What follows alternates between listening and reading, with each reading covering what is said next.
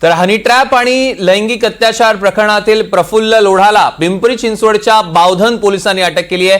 Bavdhan police ठाण्यात 36 वर्षीय पीडित महिलेनं प्रफुल्ल लोढाविरोधात अत्याचार केल्याप्रकरणी तक्रार दिलेली होती आणि आता प्रफुल्ल लोढाला कोर्टात हजर केलं जाणार आहे। या क्षणाची सगळ्यात मोठी आणि महत्त्वाची बातमी आपण बघतोय। हनी ट्रॅप आणि लैंगिक अत्याचार प्रकरणातील प्रफुल्ल लोढाला पिंपरी चिंचवडच्या बावधन पोलिसांनी अटक केली आहे। बावधन पोलीस ठाण्यात 36 वर्षीय पीडित महिलेनं ही तक्रार केली आणि त्यानंतर ही कारवाई करण्यात आली आहे। अत्याचार प्रकरणी गुन्ह्यातील तपासासाठी बावधन पोलिसांनी लोढाला ताब्यात घेतलं। प्रफुल्ल लोढाला बावधन पोलिसांच्या स्वाधीन करण्यात यावं म्हणून कोर्टाला हस्तांतरित वॉरंट देखील मागण्यात आलेलं होतं। आता काही वेळापूर्वीच पोलिसांनी अटकेची कारवाई पूर्ण केलेली आहे।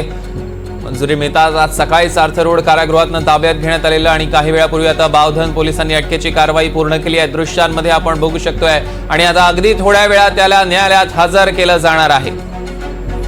या क्षणाची सगळ्यात मोठी आणि महत्त्वाची बातमी आपण बघतोय। अत्याचार प्रकरणी पीडितेच्या तक्रारीनंतर अटक करण्यात आलेली आहे। प्रफुल्ल लोढाला आता कोर्टात हजर केलं जाणार आहे। प्रफुल्ल लोढाला पोलिसांकडून अटक करण्यात आलेली आहे।